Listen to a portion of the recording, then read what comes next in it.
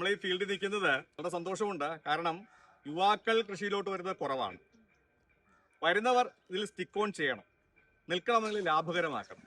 അപ്പൊ ഇതിനെ ലാഭകരമാക്കാൻ പഞ്ചായത്തിന്റെ പദ്ധതികളും സംസ്ഥാനത്തിന്റെ പദ്ധതികളും എല്ലാം കൂടെ തന്നെ ഒരുമിച്ച് ചേർന്നാൽ മാത്രമേ അതിന് കഴിയുള്ളൂ. അപ്പൊ അതിന് നമ്മുടേതായ ഡിപ്പാർട്ട്മെന്റിൻ്റെതായിട്ടുള്ളത് പഞ്ചായത്തിന്റെ സപ്പോർട്ട് എല്ലാം തന്നെ മുൻനിർത്തി കൊടുത്തിട്ടുണ്ട്. കാരണം ഈ തൈ ഡിപ്പാർട്ട്മെന്റ് സബ്സിഡിയിലാണ്, ഈ ഉള്ള വളമെല്ലാം തന്നെ പഞ്ചായത്തിന്റെ വളമാണ്.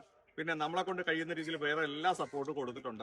എൻ്റെ അടുത്ത് വരുമ്പോൾ ഉണ്ണികൃഷ്ണൻ ശരിക്കും പറഞ്ഞാൽ കൃഷി ശരിയായിട്ട് രീതിയിൽ മനസ്സിലാക്കാതെ ചെറുതായിട്ട് ജസ്റ്റ് ഒരു ചെറിയ അറിവ് മാത്രം വെച്ചാൽ പിന്നെ ഇന്റൻസീവായിട്ട് ട്രെയിനിങ് കൊടുത്തു. ആ ട്രെയിനിങ് ശരിക്ക് ഉപയോഗപ്പെടുത്തി പിന്നെ അടുത്ത് നല്ലൊരു വാഴകർഷകനായി. വാഴകൃഷി ഹൈടെക്കിലോട്ട് തന്നെ പോയി ടിഷ്യൂ കൾച്ചർ വാഴകൃഷി നടത്തി. അടുത്തത് പപ്പായ കൃഷിയിലോട്ട്. ഇത് ജയൻ എന്നൊരു സാറിന്റെ വസ്തുവാണ്. സാറ് എൻ്റെ അടുത്ത് വന്നു, ആർക്കെങ്കിലും പാട്ടത്തിന് കൊടുക്കാമെന്ന്. ഞാൻ സജീവം കൂടെ വന്ന് നോക്കിയത് കംപ്ലീറ്റ് വനമായിരുന്നു. അപ്പോൾ സാറിനെ സംസാരിച്ച സാർ ഇങ്ങനെ ഒരു IT-യിൽ നിന്ന് ജോലി മതിയാക്കി വന്നിട്ടുള്ള ഒരാളുണ്ട്, ചെയ്യാവോ, ധൈര്യമായിട്ട് പ്രൊസീഡ് ചെയ്യും, എനിക്ക് ആദ്യം ആളിനെ ഒന്ന് കാണണമെന്ന് പറഞ്ഞു. അപ്പൊ സാറ് ആളിനെ കണ്ടു. എൻ്റെ മകനെ പോലെ തന്നെയാണ്. അങ്ങനെയാണ് സാറിന് എൻ്റെ മകനെ പോലെ തന്നെയാണ്.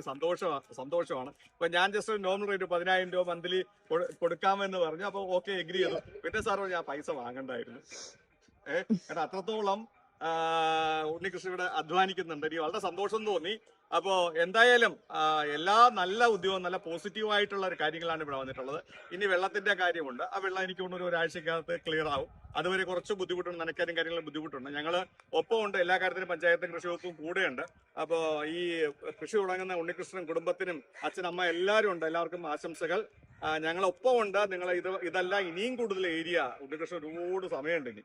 ഉണ്ണികൃഷ്ണൻ കുടുംബത്തിന് ഒരുപാട് സമയമുണ്ട്. അപ്പോൾ ഇതെല്ലാം നല്ല രീതിയിൽ ലാഭകരമാക്കി നിങ്ങളുടെ ജീവിതത്തിൽ ഒരു മുതൽക്കൂട്ടാൻ കഴിയട്ടെ എന്ന് യതീഷ് പ്രാർത്ഥിക്കുന്നു. നമസ്കാരം.